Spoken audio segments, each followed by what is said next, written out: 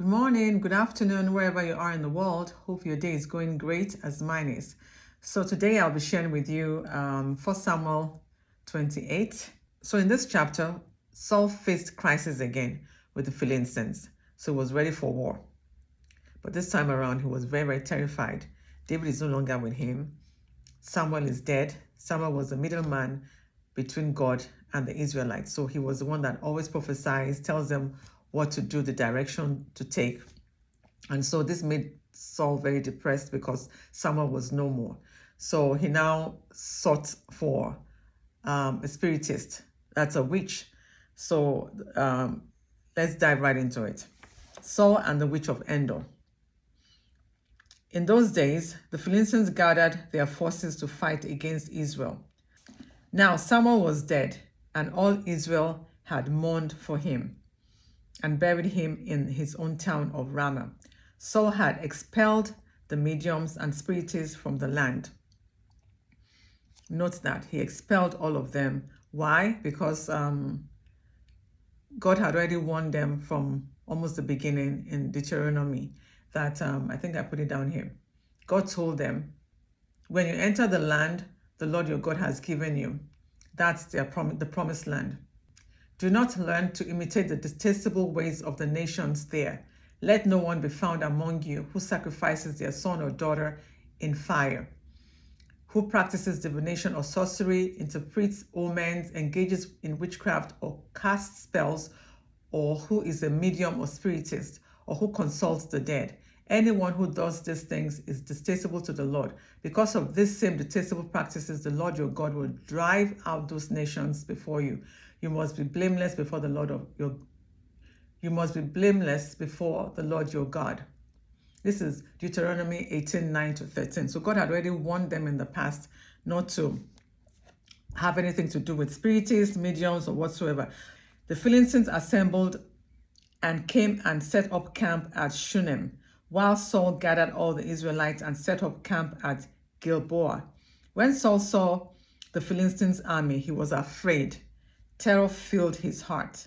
He inquired of the Lord, but the Lord did not answer him by dreams or prophets. Now, he has really offended God in many ways. He now became God's enemy because of what he did to David. David is God's own anointed, and he was trying as much as possible to kill David. And also, he lets power get into his head. So he wasn't the same humble Saul that started off as a king. Okay, so God did not answer him or the prophet. Saul then said to his attendants, "Find me a woman who is a medium, so I may go and inquire of her."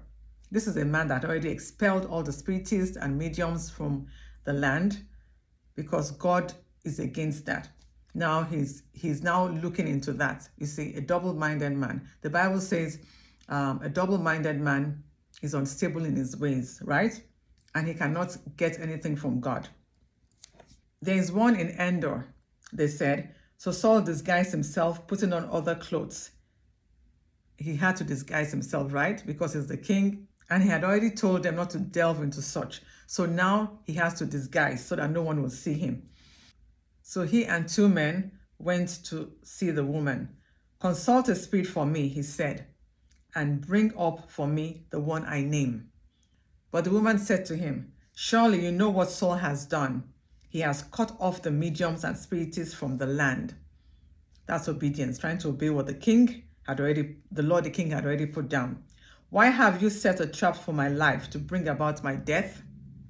Saul swore to her by the Lord, "As surely as the Lord lives, you will not be punished for this." Then the woman asked, "Whom shall I bring up for you?" Saul responded, "Bring up Samuel," he said. When the woman saw Samuel, she cried out at the top of her voice and said to Saul, "Why have you deceived me? You are Saul." Because immediately, who else would want to summon up Samuel, if not the king? The king said to her, "Don't be afraid. What do you see?" The woman said, I see a spirit coming up out of the ground." "What does he look like?" Saul asked. "An old man wearing a robe is coming up," she said. Then Saul knew it was Samuel, and he bowed down and prostrated himself with his face to the ground. Samuel said to Saul, "Why have you disturbed me by bringing me up? I am in great distress," Saul said. "The Philistines are fighting against me, and God has turned away from me. He no longer answers me either by prophet or by dreams, so I have called on you to tell me what to do." Samuel said, "Why do you consult me? Now that the Lord has turned away from you and become your enemy, the Lord has done what he predicted through me. The Lord has turned the kingdom out of your hands and given it to the one of your neighbors, to David. Because you did not obey the Lord or carry out the fierce wrath against the Amalekites, the Lord has done this to you today. The Lord will hand over both Israel and you to the Philistines, and tomorrow you and your sons will be with me. The Lord will also hand over the army of Israel to the Philistines." Immediately, Saul fell full length on the ground, filled with fear because of Samuel's words. His strength was gone, for he had eaten nothing all that day and night. When the woman came to Saul and saw that he was greatly shaken, she said, "Look, your maidservant has obeyed you. I took my life in my hands and did what you told me to do.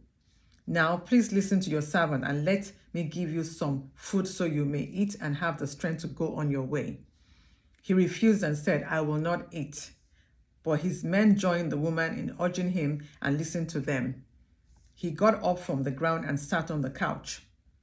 The woman had a fattened calf at the house, which she butchered at once. She took some flour, kneaded it, and baked bread without yeast. Then she set it up before Saul and his men, and they ate. That same night, they got up and left. That's the end of 1 Samuel 1:28. God said they shouldn't do anything with divination, sorcery, or witchcraft whatsoever, that they should only seek him and not other gods. But out of desperation, Saul wanted to have his way. And there's a saying that goes, "The evil that men do follows them. If you do good, it follows you, and if you do bad, it follows you." So that was the last thing he was expecting to hear, that he was going to die. You may ask me that, why would God use a medium to talk to Saul? Well, my answer is he's God. He can use anything to talk to anyone. And Samuel came out and told him exactly what God intended to do for him. So let's look at the 3 key lessons that I have here. Number 1 is seeking guidance outside of God leads to destruction. Saul, in desperation, sought a medium instead of trusting God. This teaches us that when we turn away from God's wisdom and seek guidance elsewhere, it leads to spiritual and personal downfall. Definitely. He was desperate. He wanted to have his way. And so how many times have we tried to do things our own way? We just want to find out. We're so desperate. We're so eager to want to find solution to things. Sometimes we may not go, we may not use spiritists or mediums, but we just want to have our way. We say, "God, I don't think I can wait for you, but I want to have my way. I want to do things my way." So we shouldn't, because most of the times it doesn't come out good because we didn't seek God in that situation. And it is worse if you now seek idols, seek other gods, because those are familiar spirits and it can destroy you. Okay, so that's the reason why we seek God in everything that we do, and not mediums or witches or whatnot. So number 2 is disobedience has consequences. Saul's past disobedience led to God's silence. This reminds us that persistent disobedience distances us from God, and we must remain faithful to his commands to walk in his blessings. Yes, disobedience has consequences. If we do not walk in obedience with God, I always tell my children, good deeds begets good consequences, and bad deeds begets bad consequences. So you either choose either or. Do you want to do good so that you can get good consequences, or you want to do bad so you can get bad consequences? So that was what happened to him. He disobeyed God. He thought he was king. Now I can do whatever I want. This was a humble man, a man that was so shy, was from the least of the clan, the poorest of the clan, and God lifted him up.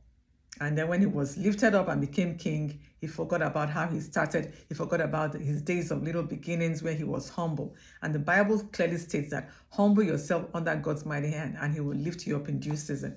But he chose to have his way, right? So number 3 is fear and desperation lead to poor decisions. Yeah. Instead of repenting, Saul acted out of fear. When we make decisions driven by fear instead of faith, we often end up in worse situations. Trusting in God, even in difficult times, is crucial. Very, very, very important. I don't know how many times I have said that when we do anything wrong, we ask God to forgive and ask him for guidance because he knows what is best for us. We must always stay in the will of God and not just want to have our way all the time. Because when we want to have our way, we're saying no to God and yes to Satan. We may think it looks good. The Bible clearly says that he's an angel of light.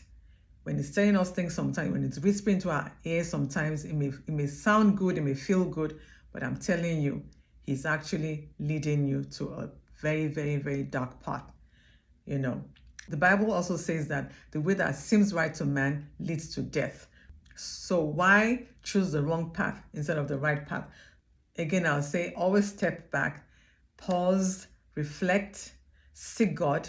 No matter how bad the situation is, please, please, please seek God. Go to him if you have done anything wrong, you've sinned or whatever, just go to him. He's such a merciful and compassionate God. He will forgive you. He said it in the Bible. He will forgive you over and over and over and over again. But we shouldn't take his grace for granted, right? So always seek God, trust him. No matter how difficult the situation is, trust him and he will guide you through in Jesus' name. So that's where I end today. I'll see you next time. So take care for now and God bless.